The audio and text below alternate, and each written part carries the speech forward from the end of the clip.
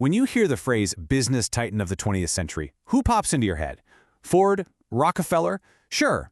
But what if I told you one of the most influential was a gangster? Today, we're talking about Lucky Luciano. And this guy didn't just run the mob, he built it from the ground up. He was its architect. I mean, look at this guy. He didn't just break the rules, he threw the whole playbook out.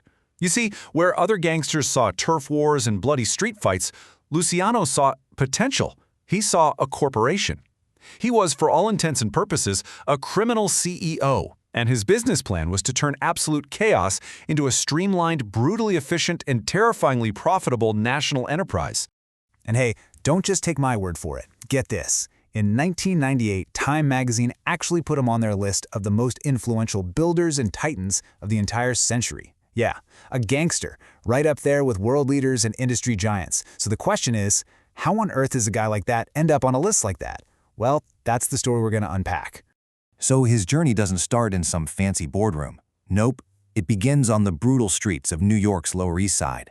He was born Salvatore Lucania, came over from Sicily in 1906, and was thrown right into this world of cramped tenements and just fierce competition. For a kid as sharp and as hungry as he was, the real classroom wasn't in a schoolhouse. The real education? That was on the streets with the notorious 5 Points Gang.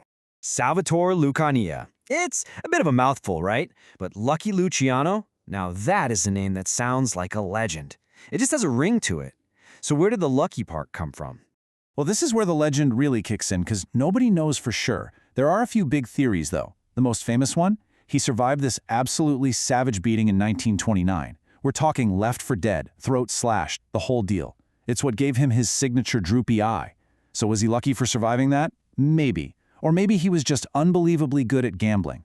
Some people even think it was as simple as people messing up the pronunciation of his last name, Lucania.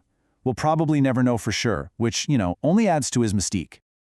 Okay, so for any ambitious young criminal in the 1920s, one event changed everything: Prohibition. I mean, think about it. The US government bans alcohol.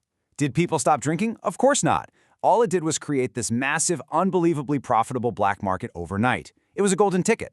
And a young, smart guy like Luciano, he was perfectly positioned to cash in. And cash in? He did.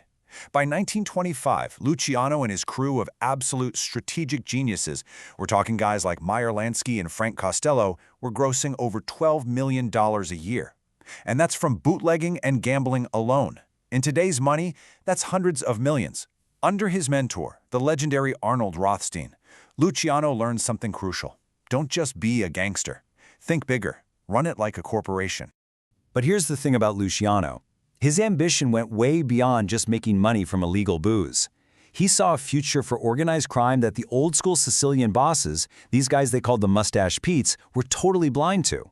They were stuck in the past, stuck in their old-world traditions, and Luciano knew that for his modern empire to rise, the old guard had to fall. I mean, it was a fundamental culture clash. You had the old bosses, who were all about tradition. They refused to work with anyone who wasn't Sicilian, period. But Luciano and his young Turks, they were pragmatists. For them, the only color that mattered was green. They were ready to partner with Jewish mobs, Irish gangs. It didn't matter. If you were good for business, you were in. So as you can imagine, this tension, it was bound to explode. And it did in a bloody conflict known as the Castello-Marizzi War. And Luciano, he played both sides with just chilling precision. First, in April of '31, he orchestrated the assassination of his own boss, Joe Masseria. Then, just 5 months later, he had the new, self-proclaimed boss of all bosses, Salvatore Maranzano, eliminated.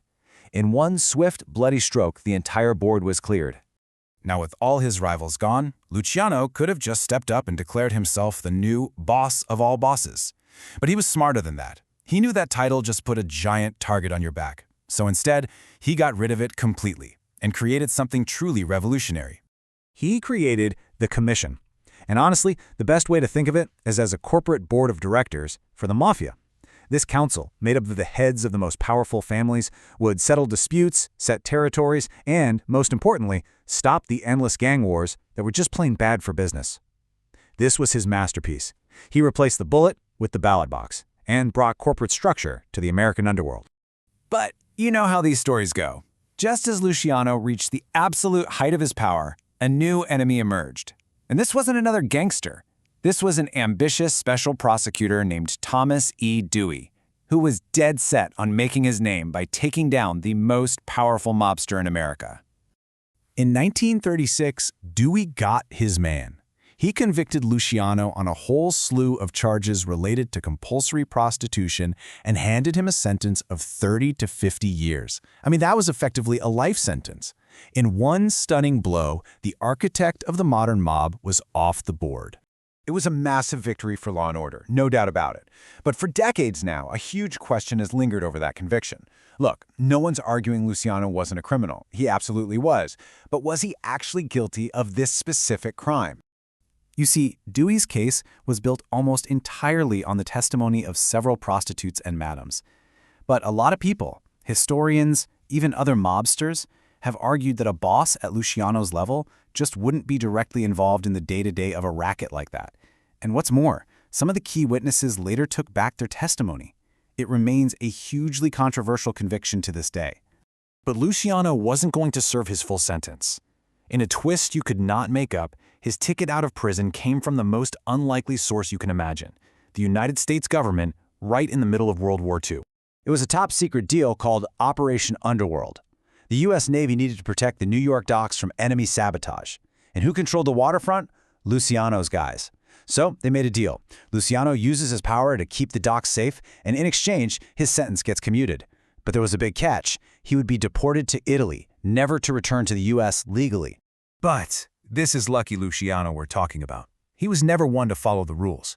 So after his deportation, he secretly relocates to Cuba, putting himself just 90 miles from his American empire. And in 1946, he calls a meeting, a massive conference in Havana with the heads of every major crime family. The agenda? To remind everyone who was still in charge. And when his ambitious underboss, Vito Genovese, tried to suggest that Luciano maybe take on a more ceremonial role, Luciano put him right back in his place with this chilling line. It was a crystal-clear message. Even from exile, Lucky Luciano was still the man in charge. The U.S. government eventually forced Cuba to deport him back to Italy for good. He spent the rest of his days there in exile. And in a final, almost poetic twist, he died of a heart attack in 1962 at the Naples airport. And his final meeting? A movie producer who was there to help him finally tell his story on his own terms. So what's his ultimate legacy? Was he a violent gangster who profited from misery? Or a corporate genius who just happened to choose the wrong side of the law? You know, the answer is probably both. He was a ruthless criminal, without a doubt, but he was also a visionary who created a structure for organized crime that lasted for decades, leaving us with the complex and chilling story of the man who truly was the architect of the mob.